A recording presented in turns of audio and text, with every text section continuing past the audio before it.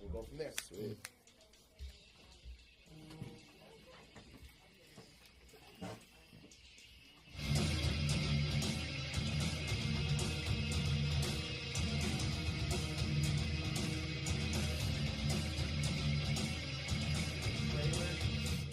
Let's talk money. And let's talk about getting more of it. Well, you should talk to Geico at 1-800-947-AUTO or online at geico.com. And they'll talk to you about how you can save hundreds on your car insurance. Yeah, now we're talking.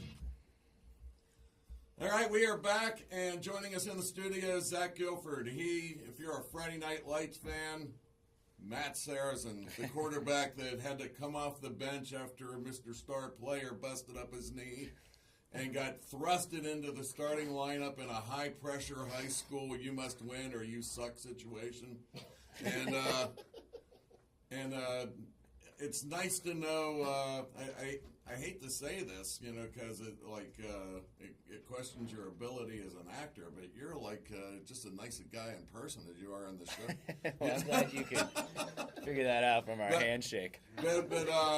But I also know that the movie you're about to do, you're going to have to be kind of a jerk in. So, because it's the Purge. Well, you got to survive the night. You got to do what you got to do. Yeah, so I actually just watched the first one. Oh, yeah? Over the weekend, yeah. What do you think? I love the concept. There's so many people I'd like to take a night off and dispose of. Yeah. Gotcha. And let's face it. Let's tell the truth. We all have that person. I think I would be in a bunker somewhere if this was real. Yeah. And that was kind of the concept of the first movie is Ethan Hawke sold all these security systems so when the Purge happens, and the Purge is one night in America where there are no punishments for any crimes, murders, theft, any of that stuff. Yeah, you do whatever you want, and the new founding fathers of America claim crimes down 99%, and because everyone's getting those urges out. Yeah, and the urges are being used on people who are the wasters of our money, the homeless, the people like that, people on welfare. That's kind of the hint they give you is everybody that's kind of not pulling their weight. I think it's a little more, people can afford to, can survive. That's and right. Unfortunately, it's kind of, I think, a good allegory for what's going on in this country. The rich get richer. Yeah. Unfortunately. That's sad. Yeah. That is sad.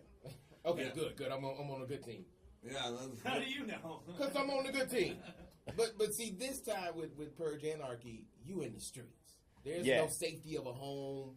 No, exactly. This one, takes you out into the world, and it's it really is a war zone. It's just survive the night, and there's nowhere to hide, and you got to do what you got to do to stay alive. Where the first one felt, I think in a good way, a little claustrophobic because you're trapped in this house. This one, it still feels claustrophobic, but where you're out in the world. Yeah. Because you never know around any corner what's going to be there. Yeah, I kind of, the one thing that bugged me was that great concept that got used in a house.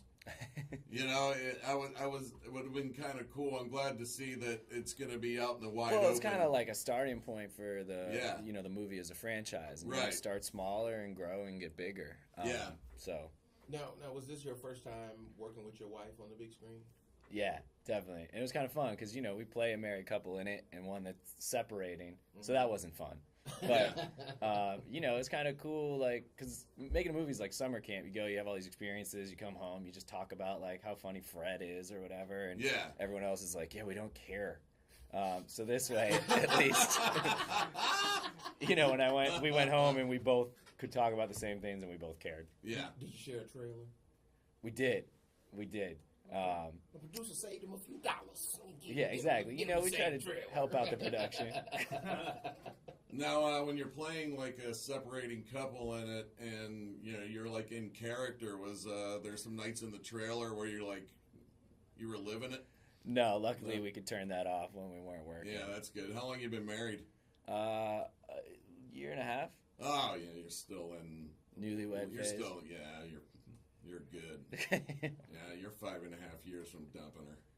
At least. Or her dumping me. Yeah, her dumping you, yeah. Be the more likely. If you keep I call them the laws of D with marriage, make sure that y'all always talk. Yeah. Communication is key. Communication.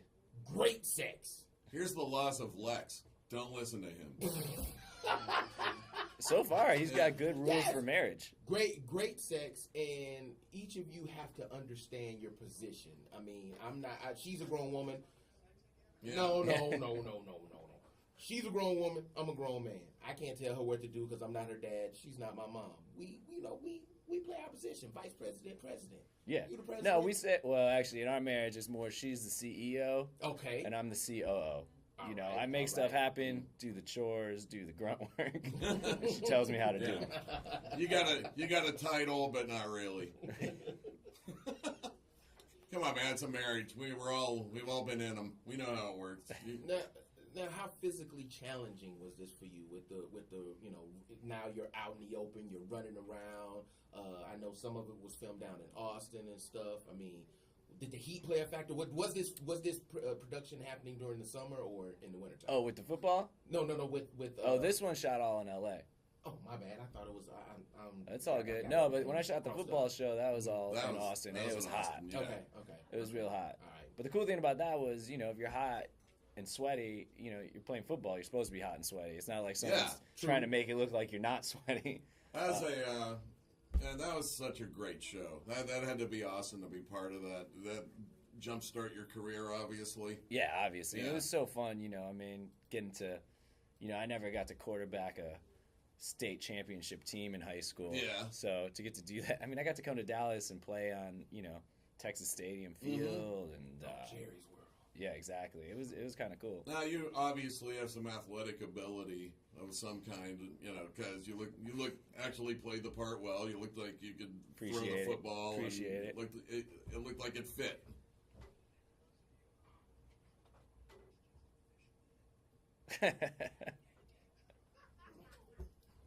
You watch a TV show and it's like you just can't.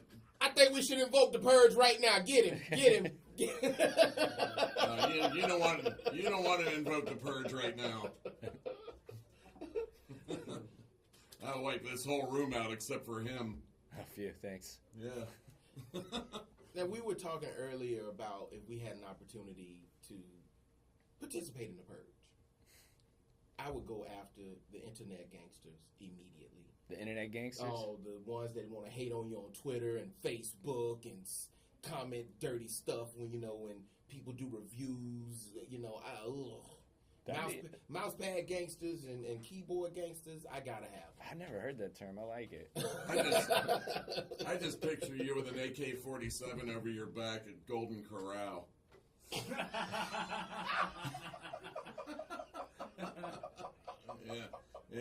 Yeah. And that's a radio. You'd have to wait. You'd have to wait in line. Oh, man. Yeah. We got really done wrong by somebody. He would have to go. What happened? Oh, it's a long story, but basically he threw us under the bus to keep his job. One of those deals. I was never given that. Well, it looks like you guys came out on top. Oh, yeah.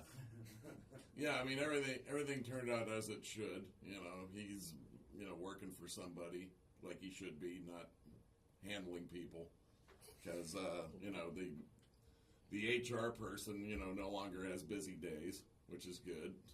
Because he upset others as well. Gotcha. So it was not a good time. But hey, we digress. We're just telling you what we do in the purge. Right now we got Zach Gilford with us, and he's going to be with us for a little while longer. The movie is called The Purge Anarchy, and if you want to call in a little later on after Zach leaves with a situation, 866-977-DOUS is the number. We have to do those things. Now we got like 4 minutes before we got a break, and then Gotcha. How long do we have you for? I don't until someone else. I just sit where they tell me. Yeah, and then I'll talk to you all day if that's what they want. Yeah, we got 4 more minutes. Yeah. Okay. Now you said Purge franchise. So is the third movie already in the works, and have you signed on? I don't know if it's officially in the works. I just know first one did very well. Second one we hope does very well, and it definitely you'll see. Like kind of the concept, how it tracks from the first to the second, you're going to want to see more. And be like, where does this go? What happens next? Yeah. And when I say franchise, it's cool because, they're building it on a concept instead of a character. Mm-hmm. So it's just looking at this purge night in a different, now outside as opposed to in a house. Who knows where the next one would be, if there is, in fact. Now, the business side of me is coming out here. Do you think they shot 2 different endings with Ethan Hawke? Where he lived in one of them and died in the other, and then they took money and he wanted too much, so they killed him? No, that was, as far as I know, that was the plan the whole time. Okay, all right. It's just I have to ask those questions. Those are hard-hitting questions. Yeah, It's a serious interview. I just want to make sure you're not shooting 2 endings. Now, Zach wants too much money, so he has to. Well, die. it costs money to shoot 2 endings.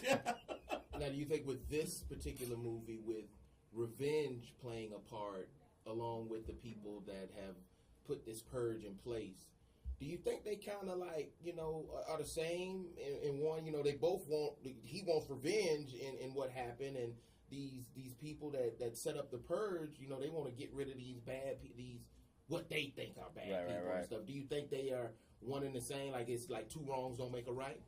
The revenge versus that? Mm-hmm. No, I think they're kind of 2 different storylines. I think it's, the government has come up with this thing so they can kind of like do what they consider cleansing the country, but it's under the guise of you can go out and get revenge if you need it, or you can go do this if you need it, and they're trying to keep that under hush hush. But really, it's a complete financial windfall for them, which works out great and takes care of a lot of problems. And in the first movie, it was a good thing. Do you think it gets to the point in this movie where it's like, hey, this is bad? I think you see a lot more people in this movie who are like, this is not a good thing. Yeah. You're just, like with so many policies in the real world, it's like, well, I don't agree with this, but I live in this country and I got to wait until the next election or that, but I'm not going to, Yeah, take because, part per se. in the first one, Lena Headley's sitting at the table and she's the only one that seems to have some sense about her, like, this is messed up. That was cool. I really liked that scene at the end of the first one. Yeah, I did too. But the rest of the table was just like, oh well, back to our lives.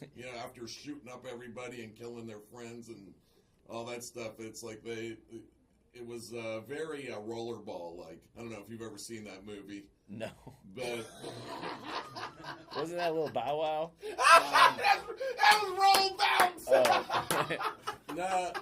No, it was a movie that kind of had the same premise to it, where corporations were using people, in a that type of scene, and they were using an athlete in rollerball, and he got too big. The fans loved him too much, and he was getting power, so they killed him off at the end, because they wanted the game to stay the same. It was that type of deal. Gotcha. So here she is. She's like, this is bad. And she's the start of people thinking this is bad. So I was wondering if they were going to take the second movie and have more of you start thinking. Yeah, I think the majority of people we follow in the second movie do not agree with the purge. Yeah. So it looks like we got to say goodbye to you, man, and they're whisking you out the door. But July 18th, Friday. Go get your tickets. Get them early. Tweet him and say, we got tickets to see Purge Anarchy, so he can be happy. And thanks for coming by, dude. Yeah, we it's my pleasure, yo. All right, we'll be right back. It's Lex and Terry. Thanks, y'all. I commute from Schenectady to Manhattan. Big fan, man. Thanks. Yeah, good luck to you, man. Appreciate it. Thank you. Yeah. That's cool. Thank you for coming by. Man. I hope it works out. Thank you. I've seen Thank the you. ads, Thank so- you. And that young lady in there that's in the yoga pants, she